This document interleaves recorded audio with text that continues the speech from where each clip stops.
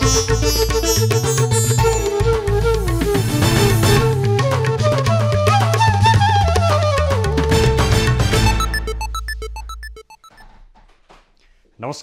यो एभिन्यूज खबरको संकेत हो। तपाईं अहिले एभिन्यूज@7 मा हुनुहुन्छ। म सुशील खतिवडा। प्रारम्भमा मूल खबर। नयाँ आर्थिक वर्ष सुरु भइसक्दा पनि 200 भन्दा बढी स्थानीय तहले बजेट ल्याउन सकेनन्। दलीय विवादका कारण कामै रोकिने अवस्था। काठमाडौँको जोरपाटीमा बोरिङ खन्दा लेदो माटो सहितको फोहरा निस्कियो। खाना पकाउने ग्यास हुन सक्ने विज्ञको आशंका। समाजवादी केन्द्र गठनबारे 3 वामपन्थी दलबीच छलफल। गठबन्धनबारे कांग्रेसको निर्णय स्वागत योग्य रहेको दाहालको प्रतिक्रिया।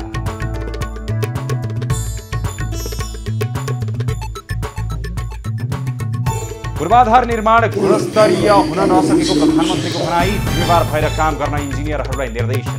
बेरोजु बढ्नुमा कर्मचारी दोषी रहेको महालेखा परीक्षक शर्माको आरोप। बेरोजु निरुत्साहित गर्ने योजना बनाउन 59 करोड 65 लाख अहिलेसम्मको टोटल बेरोजु। अब खबरको सिलसिला प्रारम्भ गरौं। बजेट ल्याउन सकेनन् सम्बन्धी प्रसङ्गबाट।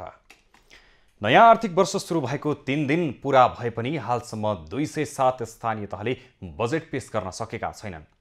संघीय मामिला तथा सामान्य प्रशासन मन्त्रालयका अनुसार आर्थिक वर्ष सुरु हुँदासम्म 546 स्थानीय तहले कार्यक्रम र बजेट प्रस्तुत गरेका हुन्। 207 स्थानीय तहले विभिन्न कारणले गर्दा बजेट प्रस्तुत नै गर्न सकेका छैनन्। मन्त्रालयका अनुसार प्रदेश 1 का 23, मध्य प्रदेशका 65 र बागमतीका 34 स्थानीय तहको बजेट तोकिएको समयमा पेश हुन सकेको छैन।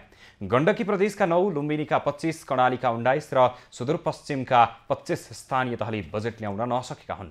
संविधान अनुसार स्थानीय तहले असार दोस्रो साताभित्रै बजेट पेश गर्नुपर्ने व्यवस्था छ। संविधान अनुसार हरेक वर्षको जेठ 15 गते संघीय सरकारले असार 1 गते प्रदेश सरकार र असार 10 गते स्थानीय तहले बजेट पेश गर्नुपर्ने व्यवस्था छ।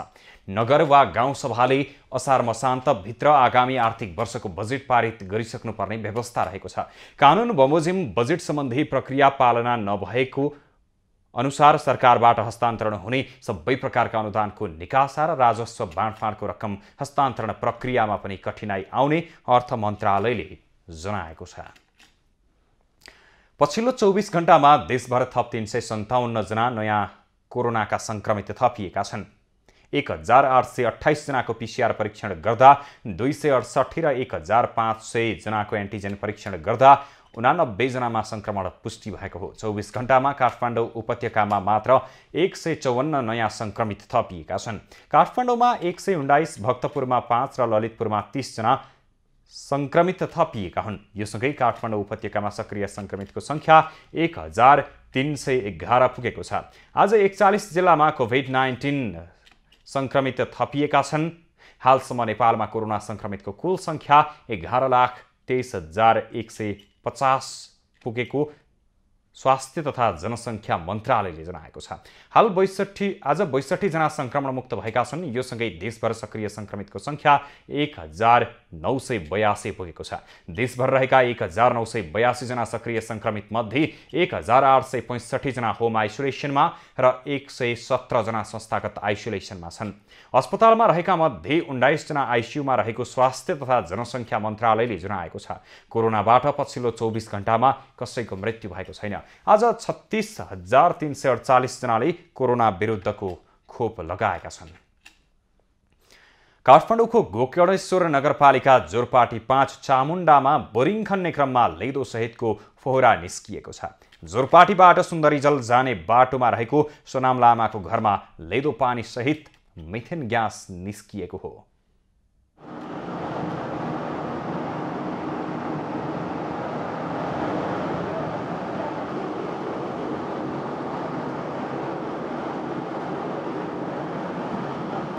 यहाँको स्थानीय हामी सबैजना खानै नखाइकन बाहिर अब के हुन्छ कसो हुन्छ भन्ने त्रसित अवस्थामा अहिले यति बेला सबैजना बाहिर निस्किरहेको छ।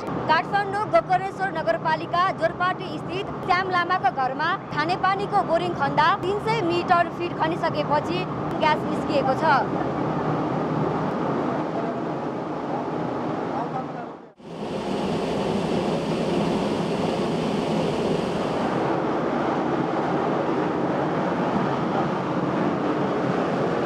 कुनै पनि कारणले आगो नलागोस् त्यति हो। न त यो काठमाडौँको यो जमिन मुनि चाहिँ धेरै ठाउँमा यो प्राकृतिक ग्यास हामीले जुन मिथेन भन्छौँ त्यो चाहिँ धेरै ठाउँमा छ। अनि कुनै कारणले हामीले ड्रिल गर्दाखेरि त्यो ठाउँसम्म पुग्यो भने अनि प्रेसर कुकरबाट चाहिँ ग्यास निस्कियो जस्तो अनि एकैचोटि विस्फोट जस्तो भएर निस्किने हो। 10 बजेदेखि होइन त्यो यस्तो भयो नि हावा त्यहाँबाट लिक भयो होइन, त्यो ग्यास मान्छेहरू सबै भागाम भाङ भयो। हामी त्यही भाडामा बस्ने हो, सामान छ सबै बर्बाद भएछ। भएको घरभित्र भएका मान्छेहरूले सबलाई बाहिर निकालेर घरमा तालचा मारिदिएर यतापट्टि बाटोमा रोकिदिएर उतापट्टि बाटोमा नि रोकिदिएर हाम्रो जनपद प्रहरी सहित लागेर हामी चाहिँ सुरक्षा चाहिँ दिइरहेका छौँ।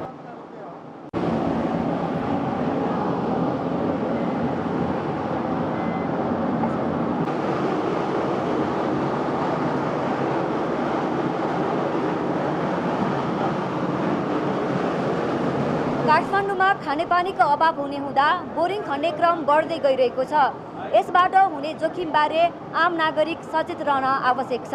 क्यामेरामा कुमार मानन्दरको साथमा निशा देउजा, काठमाडौँ। नेकपा माओवादी केन्द्र, नेकपा एकीकृत समाजवादी र नेकपा एकता राष्ट्रिय अभियानका शीर्ष नेता समाजवादी केन्द्र निर्माणका विषयमा छलफल सुरु गरेका छन्।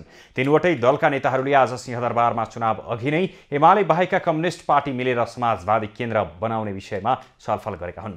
एमाले बाहेक दलहरू मिलेर समाजवादी केन्द्र निर्माणका विषयमा बैठकमा सकारात्मक छलफल भएको नेताहरूले बताएका छन्। र आजको बैठकमा हामीले मुख्यतः अहिले त सबै पार्टीहरूले आफ्नो निर्णय गरेका छन्। नेपाली कांग्रेसको पनि केन्द्रीय समितिको बैठक हिजो सकियो। विचार मिल्नेहरूको बीचमा एकताको सम्भावनाबारे पनि हामी छलफल गरिरहेका छौँ। छलफलमा माओवादी अध्यक्ष पुष्पकमल दाहाल, एकीकृत समाजवादीका अध्यक्ष माधव कुमार नेपाल र झलनाथ खनाल, नेकपा एकता अभियानका संयोजक वामदेव गौतम लगायतका शीर्ष नेता सहभागी थिए। समाजवादी केन्द्र बनाउने विषयमा केही दिन अघि विघटित नेपाल कम्युनिस्ट पार्टीको तत्कालीन सचिवालयका 5 सदस्यले पहिलो चरणको छलफल गरेका थिए। नेकपा माओवादी केन्द्रका अध्यक्ष पुष्पकमल दाहाल र पूर्व प्रधानमन्त्री डाक्टर बाबुराम भट्टराई बीच आज सिंहदरबारमा भेटवार्ता भएको छ। माओवादी संसदीय दलको कार्यालयमा भएको भेटमा समाजवादी केन्द्र निर्माणका विषयमा छलफल भएको नेताहरूले बताएका छन्। भेटपछि अध्यक्ष दाहालले गठबन्धन बनाउने सन्दर्भमा अरू पार्टीसँग पनि कुरा गर्ने सहमति भएको बताएका छन्। बनाउने विषयमा पनि केही छलफल चलिरहेको छ। के कुराकानी भयो? गठबन्धन बनाउने बारे अरू पार्टीसँग नि कुरा गरौँ। भोलि पर्सिसम्म एउटा टुङ्गो पुग्न सक्यो भने राम्रो हुन्छ। अध्यक्ष दाहालले गठबन्धनको सम्बन्धमा बिहिबारसम्ममा टुङ्गोमा पुग्नु पर्नेमा पनि जोड दिए। अध्यक्ष दाहालले आगामी निर्वाचनमा गठबन्धन गर्ने नेपाली कांग्रेस केन्द्रीय समितिको निर्णय सही भएको बताए। उनले आफूहरूले गठबन्धन बनाएर जाने पनि स्पष्ट पारे। कांग्रेसले सही निर्णय गरेको छ, हाम्रो पनि यही गठबन्धन लिएर जाने भन्ने छ। यो गठबन्धनमा यताउता गर्ने भन्ने हाम्रो कहीँ कतै छैन, क्लियर पार्नु होला। आज बाबुरामजीसँग भेटघाट गर्नु, बाबुरामजी पनि गठबन्धनमै हुनुहुन्छ। अध्यक्ष दाहालले डाक्टर बाबुराम भट्टराईलाई जनता समाजवादी पार्टी नेपालले कारबाही गरे पनि उनी सत्तारूढ गठबन्धनमै रहेको स्पष्ट पारे। भेटवार्तामा भट्टराईले गठबन्धन कुनै हालतमा नछोड्ने प्रतिबद्धता समेत जनाए। नेकपा एमालेका सचिव योगेश भट्टराईले कांग्रेससँगको गठबन्धन त्यागेर एकतामा आउन नेकपा माओवादी केन्द्र र नेकपा एकीकृत समाजवादीलाई आग्रह गरेका छन्। आज अनिराष्ट्रिय ब्यूले काठमाडौँमा गरेको अन्तर्क्रियामा उनले तत्कालीन नेकपाका नेताहरू एक ठाउँमा आउनुको विकल्प नभएको बताएका हुन्। उनले विगतको 1.5 वर्षलाई इतिहासको कालो वर्षको रूपमा छाडिदिएर बिर्सनु पर्ने बताए। हामीले इतिहासको एउटा कालो वर्षको रूपमा छोडिदियौँ। धेरै पछाडि नफर्क्यौँ कसले के गर्यो भन्ने कुरा। जब कसले के गर्यो भन्ने कुरामा हामी जान्छौँ, हामी एकअर्कालाई चिथोर्छौँ र घाइते बनाउँछौँ। अगाडि कसरी जाने त्यो सोचौँ। सचिव भट्टराईले देशमा राष्ट्रिय सामर्थ्य भएको शक्ति चाहिएको बताए। उनले कम्युनिस्ट तथा वामपन्थी आन्दोलनले मात्रै राष्ट्रिय सामर्थ्य हुने भन्दै यो शक्तिले मात्रै विदेशी शक्ति राष्ट्रहरूसँग आँखा जुधाएर बोल्न सक्ने बताए। नेता भट्टराईले प्रधानमन्त्री शेरबहादुर देउबामा कुनै बुद्धि, विवेक र नीति नभएको टिप्पणी समेत गरेका छन्। प्रधानमन्त्री शेरबहादुर देउवाले विकास निर्माणको कामलाई गुणस्तरीय बनाउन सम्बन्धित सबै पक्षलाई निर्देशन दिएका छन्। 60औं इन्जिनियर दिवसको अवसर पारेर मंगलबार काठमाडौँमा आयोजित एक कार्यक्रममा प्रधानमन्त्री देउवाले सरोकारवालाहरू बीच समन्वय कायम गरी विकास निर्माणको कामलाई गुणस्तरीय बनाउन सम्बन्धित सबै पक्षलाई सचेत गराएका हुन्। प्रधानमन्त्री देउवाले देशलाई समुन्नत र समृद्ध बनाउन सडक, पुल पुलेसा, जलविद्युत आयोजना, सूचना प्रविधि लगायत पूर्वाधारको विकासको आवश्यकता हुने स्पष्ट पारे। इन्जिनियरिङ पेसा एउटा संवेदनशील सामाजिक उत्तरदायित्वले भरिएको पेसा रहेकोले तपाईँ आफ्नो कार्य सम्पादन गर्ने क्रममा कुनै मोह नराखिकन गरिने पेसागत गरेर व्यवसाय स्थललाई पूर्ण ध्यान राखी काम गर्नुहुनेछ भन्ने विश्वास छ। प्रधानमन्त्री देउवाले जनताको आवश्यकता अनुसार मुलुकको समृद्धिका लागि पूर्वाधार निर्माणका लागि इन्जिनियरहरूको भूमिका महत्त्वपूर्ण हुने भएकाले उनीहरू थप क्रियाशील भएर आफ्नो काममा लाग्नुपर्ने आवश्यकता समेत औल्याएका हुन्। प्रतिनिधि सभा अन्तर्गतको विकास तथा प्रविधि समितिले वैज्ञानिक आधारमा बस्ती विकास, शहरी योजना तथा भवन निर्माण सम्बन्धी मापदण्डहरूलाई परिमार्जन गर्न सरकारलाई निर्देशन दिएको छ। सिंहदरबारमा आज बसेको समिति बैठकले 72 सालको भूकम्पपछि तयार पारेको मापदण्डमा भएका प्रावधानहरूलाई 2078 सालमा गरेको पुनः संशोधनले मापदण्डका प्रावधानहरू अझ साँघुरो र सङ्कुचित बनाएको भन्दै परिमार्जन गर्न सरकारलाई निर्देशन दिएको हो। समितिले मापदण्डहरू दीर्घकालीन रूपमा प्राकृतिक प्रकोपबाट जोगिने वातावरण मैत्री बनाउन पनि निर्देशन दिएको छ।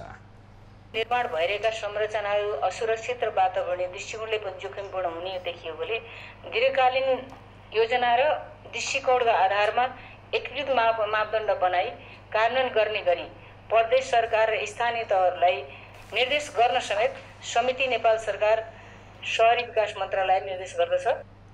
बैठकमा शहरी विकास मन्त्री मेटमणि चौधरीले मापदण्डमा लेखिएका कमी कमजोरीलाई परिमार्जन गर्ने जानकारी दिँदै शहरी नीति पनि अन्तिम चरणमा पुगेको बताए। हप्ता दिनमा हामी गर्दैछौँ। करिब 15 वर्षदेखि यसको अभ्यास छ। यसलाई फाइनल गर्ने तयारी हुँदा हुँदै अहिलेसम्म तयारी हुन सकेका छैन। अब सम्भवतः हामी हप्ता दिनभित्र यसलाई टुङ्ग्याउँदैछौँ। बैठकले दीर्घकालीन योजना र दृष्टिकोणका आधारमा एकीकृत मापदण्ड बनाई कार्यान्वयन गर्ने गरी प्रदेश सरकार र स्थानीय तहलाई निर्देश गर्न पनि शहरी विकास मन्त्रालयलाई निर्देशन दिएको छ।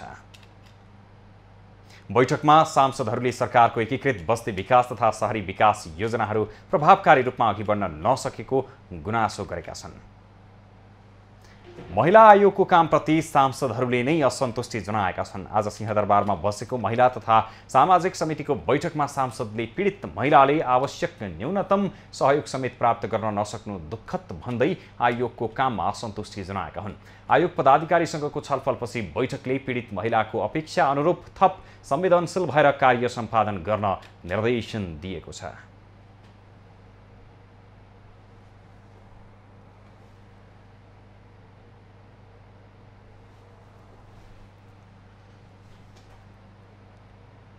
त्यसै गरी हिंसा पीडित महिलाहरूका लागि चाहिँ उहाँहरूलाई हामीले सिपमूलक आत्मनिर्भरताका कार्यक्रमका लागि प्याकेज भनेर हामीले जुन पैसा राख्यौँ त्यो पैसा फ्रिज भयो, दुःख लागेको छ। बैठकमा आयोग अध्यक्ष कमला कुमारी पराजुलीले आयोगले प्रस्ताव गरेका कार्यक्रम स्वीकृत नहुँदा बजेट नै फ्रिज भएको जानकारी दिइन्।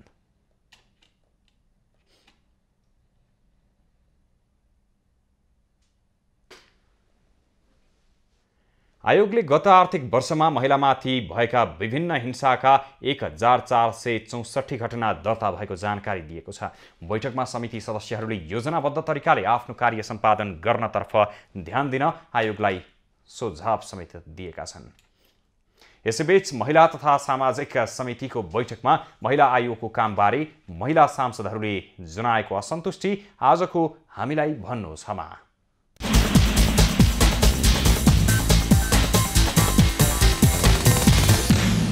प्राय गरिकन चाहिँ राज्यकै निकायहरूमा चाहिँ बेसी बेरोजगारीहरू चाहिँ अनियमित ढङ्गले चाहिँ भएको स्थिति देख्दाखेरि चाहिँ अब यो एउटा चुनौती जस्तो हामीले महसुस पनि गरिराखेका छौँ। यहाँ चाहिँ झन्डै 60% चाहिँ नियमन गर्न पर्ने बेरोजगारी देखिन्छ भनिसकेपछि यो त दण्डनीय छ भन्ने कुरा देखिन्छ।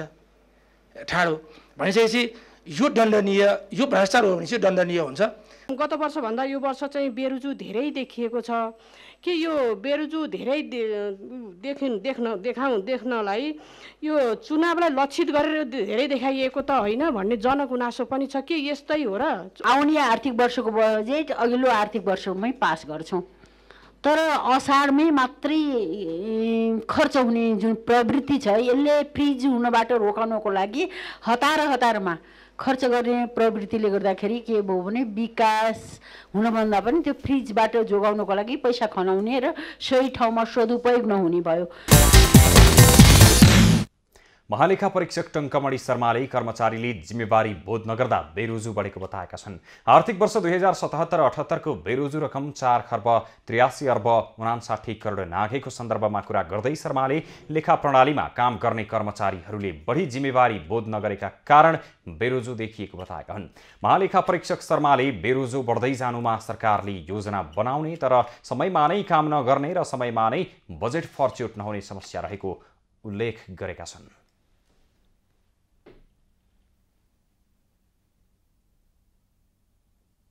4,83,59,65,00,000 अहिलेसम्मको टोटल बेरोजु त्यो चाहिँ कट अफ डेट 59-60 सम्मको करिब केन्द्रीय तहसिल कार्यालयतिर पठाइसकेका छ। त्यसैले यो 60 सालभन्दा पछाडिको यो 18 वर्षको ओभरअल टोटल बेरोजु भन्ने चाहिँ त्यो पनि सरकारी कार्यालयहरूकै सरकारी मन्त्रालय सरकारी निकायहरू त्यसपछि अहिले आएर यो 3-4 वर्षदेखि प्रदेश र स्थानीय तहहरू त्यसको मात्र। महालेखा परीक्षक शर्माले बजेट भन्दा बाहिरबाट $420 मिलियन अर्थात् 33,56 करोड भन्दा बढी खर्च भएको समेत खुलासा समेत गरे। कतिपय वैदेशिक सहायताहरूले छुट्टै लेखा परीक्षण गराउने गरेको उनको भनाइ छ। स्थानीय तहले पनि धेरैलाई दिएको छ, व्यक्तिलाई दिएको छ, सहकारी संस्थालाई दिएको छ, सामुदायिक $420 मिलियन है। यति चाहिँ वैदेशिक सहायता हाम्रो चाहिँ बजेटको प्रणालीभन्दा बाहिर खर्च भएको छ एउटा। अर्को चाहिँ बजेटमा आएको तर श्रेष्ठताहरू चाहिँ पेश नभएको एउटा त्यस्तो हुन्छ। अर्को वस्तुगत सहायता आएको हुन्छ र अलमोस्ट हामीहरूले कतिपय चाहिँ वैदेशिक दात्री संस्थाहरूले छुट्टै लेखा परीक्षकहरूबाट अडिट गराउने गरी एग्रिमेन्टहरू पनि गरे हुँदो रहेछ। त्यस्तो हामीले मानेका छैन, यहाँ नै अडिट गराउनुपर्छ भन्ने छ र कतिको केस आउँछ यहाँ, कति मन्त्रालयबाट रिक्वेस्ट पनि हुन्छ हाम्रो अडिट भइसक्यो अलरेडी भनेर, त्यो हामीले मान्ने गरेका छैन। त्यो चाहिँ हामीहरूले अडिट गर्न बाँकी भनेर राख्छौँ। लेखा परीक्षक शर्माले नेपालमा लेखा परीक्षकलाई संविधान अनुसार स्वतन्त्रता छ तर व्यवहार र प्रचलनमा स्वायत्तता र स्वतन्त्रताको कमी रहेको बताएका छन्। महालेखा परीक्षक कार्यालयले हालै सार्वजनिक गरेको प्रतिवेदनमा पछिल्लो 1 वर्षमा नै बेरोजु 1,15,05,50,00,000 रुपैयाँले बढेको देखिएको थियो। मुलुकको अर्थतन्त्र सङ्कटोन्मुख भएको अवस्थामा वर्षैपछि राज्यका जिम्मेवार निकायको बेरोजु बढ्नु चुनौतीको विषय भएको भन्दै सांसदहरूले चिन्ता व्यक्त गरेका छन्। मंगलबार राष्ट्रिय सभा अन्तर्गतको राष्ट्रिय सरोकार तथा संविधान समितिले महालेखा परीक्षक संघको छलफलमा सांसदहरूले यस्तो चिन्ता व्यक्त गरेका हुन्। छलफलमा सांसदहरूले बजेट खर्च गर्दा अनियमितता भएकाले नै बेरोजु बढ्दै गएको भन्दै महालेखा परीक्षक कार्यालयले बेरोजु निरुत्साहित गर्ने योजना बनाउनु पर्ने आवश्यकता देखिएको बताए। यो अहिले चाहिँ झनपछि झन हिसाबहरू चाहिँ बिग्रिँदै गएको र त्यो बिग्रिने कुराको केन्द्र चाहिँ अर्थ मन्त्रालय बन्दैछ भन्ने कुरा चाहिँ त्यो चाहिँ अलि बढी चिन्ताको कुरा भयो। छलफलमा महालेखा परीक्षक टङ्कमणि शर्माले बेरोजु तथा अनियमितता कम गर्न सरकार निकायकै जिम्मेवार व्यक्तिहरूले काम नगरेको देखिएको बताए। संस्थागत र व्यक्तिगत के छ भनेर भन्यो भनेदेखि अनियमितताको जुन हामीले उठाएका कुराहरू छौँ, अब असुल गर्ने भने त व्यक्तिगतै किटानै भइगयो, पेस्की पनि किटानै भइगयो। अनियमितता भनेर जुन हामीले भनेका छौँ त्यो चाहिँ साँच्चै भन्यो भने सरकारी अड्डा खानाहरूकै नाममा दर्ज भएको विषय भयो। फलाना कार्यालयले यस्तो श्रेष्ठता पेश गरेन, फलाना कार्यालयले यो गरेन भन्ने खालकै मेकानिजममा छ यो। महालेखा परीक्षक शर्माले महालेखा परीक्षकको प्रतिवेदनमा देखिएको अनियमितताको कुरा लेखा समितिमा कडाइका साथ एकाएक गरेर निगरानी गरे 1-2 वर्षमा बेरोजु बढ्ने परिस्थिति कम हुने बताए। खबरको सिलसिला अझै जारी छ, हामीसँगै रहनुहोला।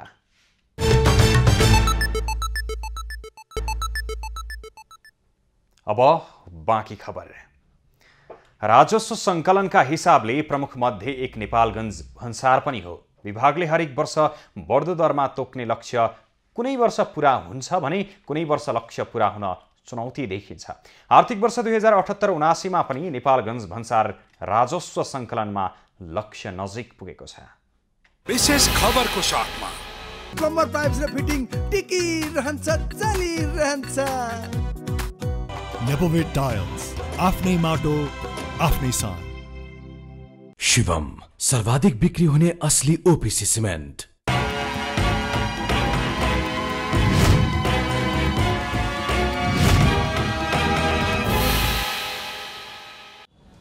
नेपालगञ्ज भन्सार कार्यालयले गत आर्थिक वर्षमा राजस्व सङ्कलन लक्ष्य नजिक पुगे पनि लक्ष्य प्राप्ति भने गर्न सकेको छैन। नेपालगञ्ज भन्सार कार्यालयलाई गत आर्थिक वर्ष 2078-79 25 अर्ब 21 करोड 6,62,000 लक्ष्य तोकिएकोमा 22 अर्ब 31 करोड 26,62,000 अर्थात् 88.51% मात्र असुल गर्न सफल भएको छ। अघिल्लो आर्थिक वर्ष 2077-78 लक्ष्यभन्दा बढी राजस्व उठाएपछि नेपालगञ्ज भन्सारलाई लक्ष्य वृद्धि गरिएको थियो। सो आर्थिक वर्षमा कार्यालयले 17 अर्ब 78 करोड 22 लाख राजस्व असुली गर्ने लक्ष्य राखेकोमा 21 अर्ब 22 करोड 47 लाख अर्थात् 109.36% असुली गरेको थियो। यो छलाङसँगै लक्ष्य बढी तोकिएको थियो। तर गत आर्थिक वर्ष 2078-79 बैंकिङ कडाई, एलसी लगायतका समस्याले लक्ष्यमा पुग्न नसकेको भन्सार कार्यालयले जनाएको छ। अब यो राजस्व लक्ष्य किन प्राप्त भएन भन्दाखेरि हजुरको चाहिँ अब जुन हाम्रो चाहिँ पछिल्लो समयमा बैंकिङ कारोबारमा जुन अलि असवस्था भयो, एलसी आयो, विभिन्नमा कडाई भयो, त्यो कारणले हामीले लक्ष्य प्राप्त गर्न सकेनौँ। आर्थिक वर्षको सुरुदेखि नै राजस्व असुली सन्तोषजनक रहे पनि वर्षको अन्त्यतिर राजस्व असुलीमा कमी आएको हो।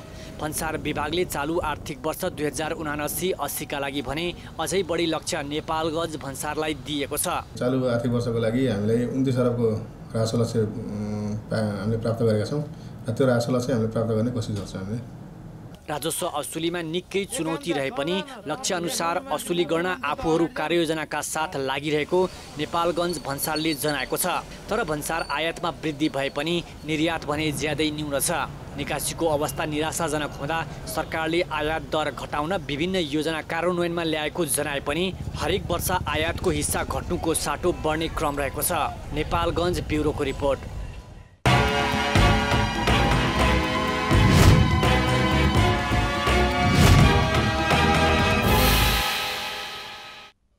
बारामा विद्यालयले 53 वर्ष अघिदेखि हकभोग गर्दै आएको जमिन व्यक्तिले आफ्नो नाममा गरी बिक्री गरेको पाइएको छ। जेतपुर सिमरास्थित श्री नेपाल राष्ट्रिय माध्यमिक विद्यालयको जमिन व्यक्तिको नाममा सारेर बिक्री गरेको पाइएको हो। जेतपुर सिमरा उपमहानगरपालिका 17 स्थित श्री नेपाल राष्ट्रिय माध्यमिक विद्यालयले हकभोग गर्दै आएको साबिक मनहरवा गाविस वडा नम्बर 4 खको किता नम्बर 35 को सो जमिन व्यक्तिले आफ्नो नाममा गरी बिक्री वितरण गरेको पाइएको हो। 2034 चैत्र 12 गते साबिक बगवन गाविस र हाल कलैया उपमहानगरपालिका 14 निवासी रामप्रसाद महतो नुनियाले पत्नी सियापति देवीको नाममा नक्कली श्रेष्ठता बनाएर अघिल्लो वर्ष अर्कैलाई बेचेको पाइएको हो। त्यो जग्गा कसरी ल्याउने भन्ने कुरो हामी गाउँघरको मान्छेलाई, यताको पब्लिकलाई र विद्यालय व्यवस्थापन समितिलाई सबैले चिन्ता छ। त्यो जसरी हुन्छ कसरी हुन्छ त्यो ल्याउने कोसिस गर्दैछौँ। 2022 सालमा सर्वे हुँदा सो जग्गा एलानी प्रति भनी प्रमाणित गरेको फिल्ड बुकमा उल्लेख छ। 2033 सालमा विद्यालयको नाममा नम्बरी कायम गर्न सार्वजनिक मुचुल्का गरी पठाइएको थियो। ती सोझा सिधा अभिभावकहरूलाई गुमराहमा राखेर अदालतसम्म प्रयोग गरेर यो जग्गा चाहिँ व्यक्तिको नाममा लगेको देखिन्छ। त्यसले गर्दा सरासरी यो जग्गा यो काम चाहिँ गलत हो। त्यसले गर्दा त्यो जग्गा चाहिँ विद्यालयको नाममा ल्याउन अब सबैले सहयोग गरिदिनु पर्ने अवस्था छ। विद्यालयले अहिले पनि सो जमिन भाडामा स्थानीय किसानलाई खेती गर्न दिएर आम्दानी लिँदै आएको छ। जैतापुरका सोझा सिधा अभिभावकलाई फसाएर सो जग्गा व्यक्तिको नाममा पारिएको विद्यालयको आशंका छ। गाउँका विभिन्न बुद्धिजीवी वर्गहरूले मुचुल्का उठाएर पनि यो विद्यालयको नाममा दर्ता गर्ने भनेर मुचुल्का उठाएको छ। हामीसँग पत्र पनि छ। सो जमिन नुनियाले 2077 पौषमा काठमाडौँका रामहरि घिमिरेलाई बिक्री गरेको पाइएको छ। जग्गा सम्बन्धी विवाद अदालतमा समेत विचाराधीन अवस्थामा छ। विद्यालयको जग्गा भूमाफियाले पटक पटक बीच बिखन गरेको जानकारी पाए। अब विद्यालयको जग्गा कसरी फिर्ता ल्याउने अहिले विद्यालय व्यवस्थापन समितिको यही चिन्ता छ। एभिन्यूज खबरको लागि 12बाट इन्दिप पेरालाको रिपोर्ट। भौतिक पूर्वाधार तथा यातायात मन्त्री मोहम्मद इस्तियाक राईले स्मार्ट ड्राइभिङ लाइसेन्स सबै प्रदेशमा छपाई गर्ने व्यवस्था गरिने बताएका छन्। मंगलबार मन्त्रालयमा काठमाडौँ महानगर प्रमुख बालेन्द्र शाहको टोलीसँगको भेटपछि उनले स्मार्ट लाइसेन्स प्रदेशमै छाप्ने व्यवस्था मिलाइने बताएका हुन्।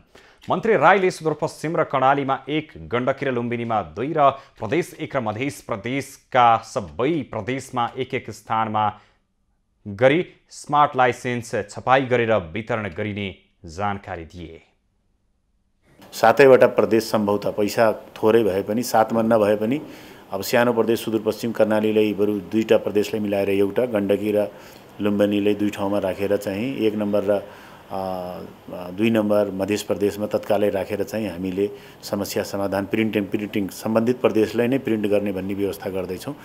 मन्त्री राईले स्मार्ट ड्राइभिङ लाइसेन्स र इम्बोस्ड नम्बर प्लेट बारे अनुसन्धान गर्न बनेको समितिको प्रतिवेदन केही दिनमा नै आएपछि थप काम अघि बढ्ने बताए। प्रदेशमा स्मार्ट लाइसेन्स छपाईका लागि पर्याप्त बजेट भने नभएको उनको गुनासो थियो।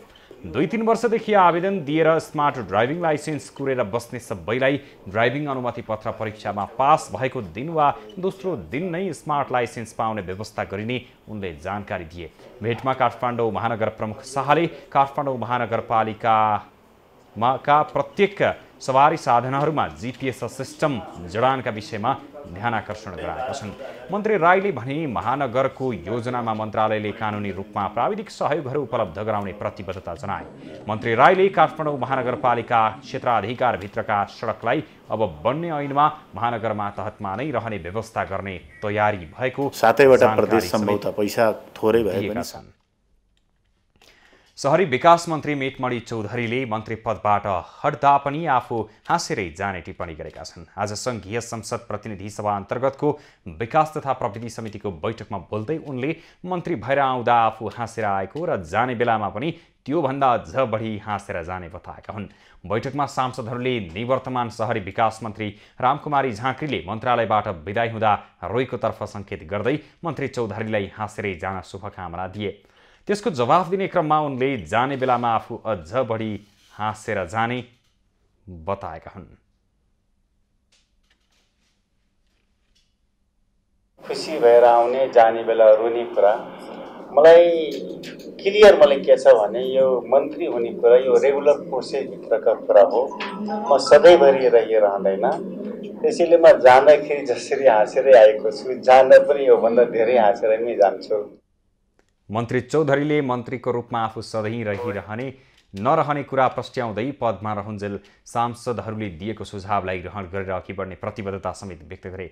बैठकमा मन्त्री चौधरीले सरकारले 1 हप्ताभित्र शहरी विकास सम्बन्धी नीति सार्वजनिक गर्ने प्रतिबद्धता समेत व्यक्त गरे। विगत 15 वर्षदेखि ल्याउने भनिएको सो नीति अन्तिम चरणमा पुगेको र त्यसलाई अब सार्वजनिक गर्ने उनको भनाइ थियो। प्रतिनिधि सभाको शिक्षा तथा स्वास्थ्य समितिमा योगमाया आयुर्वेद विश्वविद्यालय विधेयक 2076लाई पारित गरिएको छ। सिंहदरबारमा आज बसेको समिति बैठकले विधेयकमाथि दफावार छलफल गर्दै पारित गरेको हो। बैठकमा शिक्षा विज्ञान तथा प्रविधि मन्त्री देवेन्द्र पौडेलले विधेयकमाथि आएका सुझावहरूलाई सम्बोधन गर्ने प्रयास गर्ने बताए। उनले विधेयकहरू अन्तिम रूप दिएर चालु अधिवेशनबाट नै पारित गर्ने बताए। साथै प्रदेशमा तत्कालै गर्ने कुरा सजिलो छ, हामी चलाउन सक्छौँ। सम्बन्धन दिएर प्रदेशले सम्मेलन गरेर आन्दोलनको प्रचलित कानुन बमोजिमको नियमावली अनुसार हामीले चलाउन सकिन्छ। तर खासै त्यो कुनै पालिका खोल्न सम्बन्धन दिने भन्ने कुरा चाहिँ त्यति ठुलो भेट विषयमा हामी जान सकिँदैन, अहिले नसक्ने कुरा बोलेर अर्थ रहँदैन। बैठकमा सांसदहरूले विश्वविद्यालयको प्रकृति, संगठनात्मक रचना, लगानी लगायतका विषयमा प्रष्ट हुनुपर्नेमा जोड दिएका थिए। आयुर्वेद शिक्षालाई राष्ट्रिय पहिचान र आवश्यकता अनुरूप विकास गरी आयुर्वेद शिक्षा सम्बन्धी शिक्षालाई व्यवस्थित गर्न सरकारको योगमाया आयुर्वेद विश्वविद्यालय विधेयक ल्याएको हो।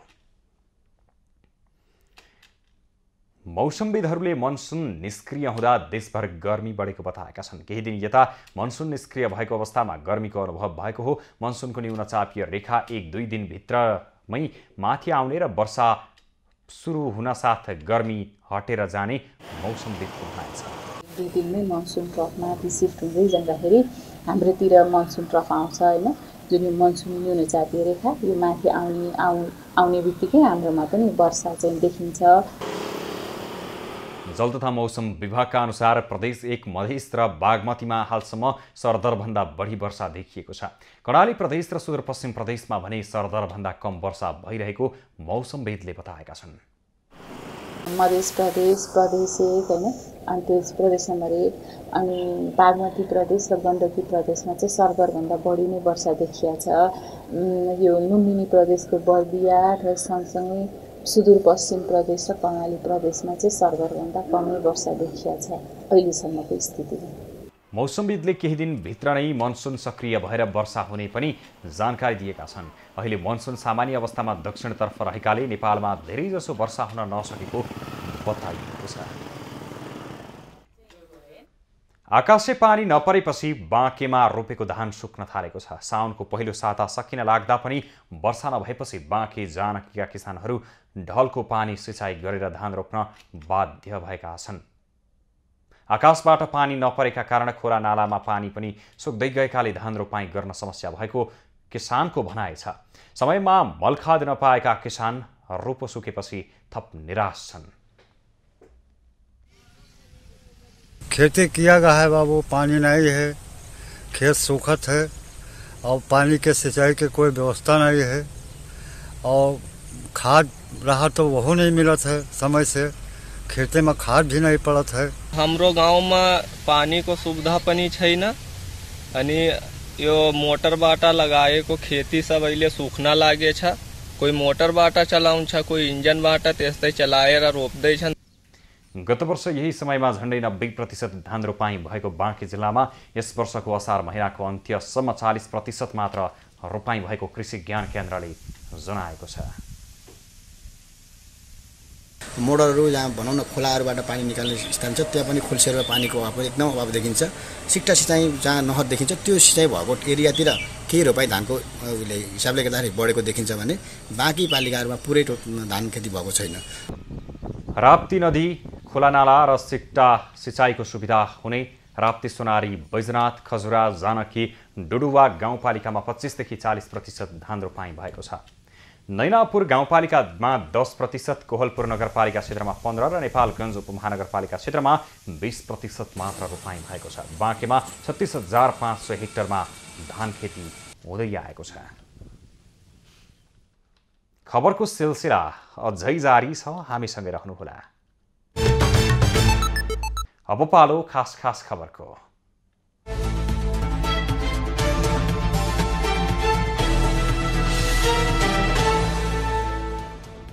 काठमाडौँ उपत्यकामा हैजाका बिरामीको संख्या 31 पुगेको छ। संक्रमित मध्ये 3 जनाको अस्पतालमा उपचार भइरहेको छ। पहिलोपटक उपत्यकामा असार 2 गते हैजा संक्रमण पुष्टि भएको थियो। बिरामीको संख्या बढ्दै गएपछि सरकारले हैजा विरुद्धको खोप ल्याउने तयारी गरेको छ।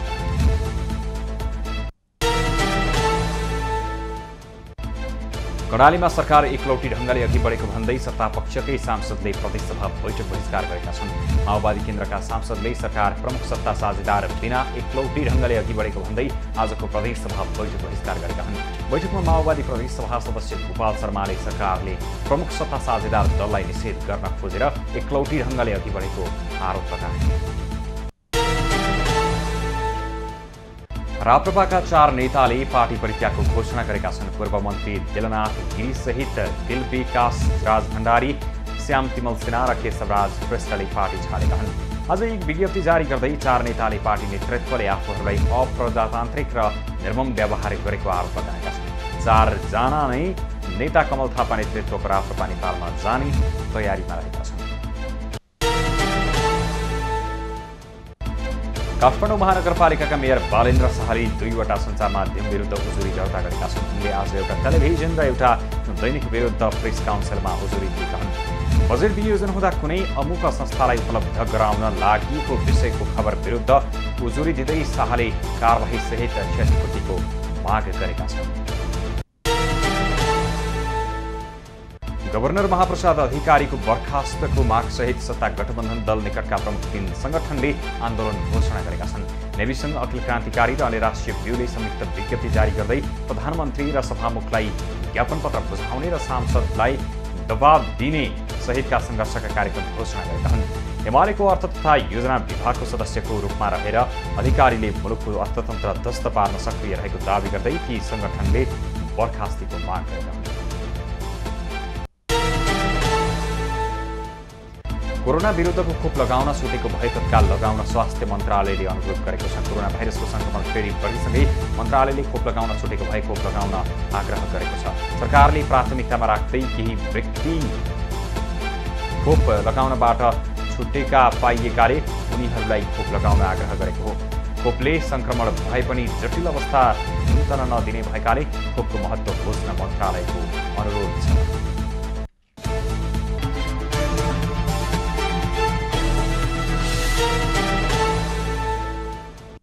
अब पालो एभेन्यूज एट मौसमको।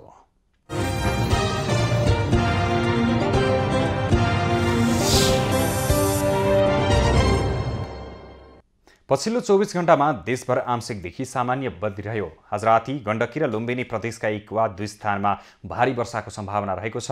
यस्तै राति देशका धेरै स्थानमा मेघगर्जन सहित हल्कादेखि मध्यम वर्षाको सम्भावना रहेको जल तथा मौसम पूर्वानुमान महाशाखाले जनाएको छ। आज काठमाडौँ उपत्यकाको अधिकतम तापक्रम 30 डिग्री सेल्सियस र न्यूनतम तापक्रम 20 डिग्री सेल्सियस मापन गरियो। आजका देशभरको मौसम कस्तो रह्यो त हेरौँ देशका विभिन्न स्थानको मौसमी अवस्था।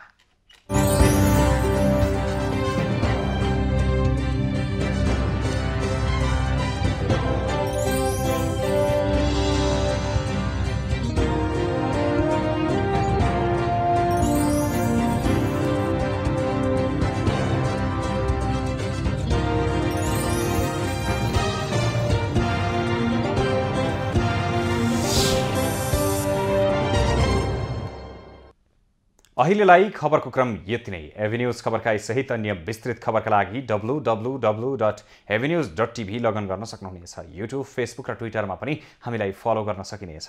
खबरभित्रको खबरका लागि हेर्दै रहनुहोला एभेन्यूज खबर। नमस्कार।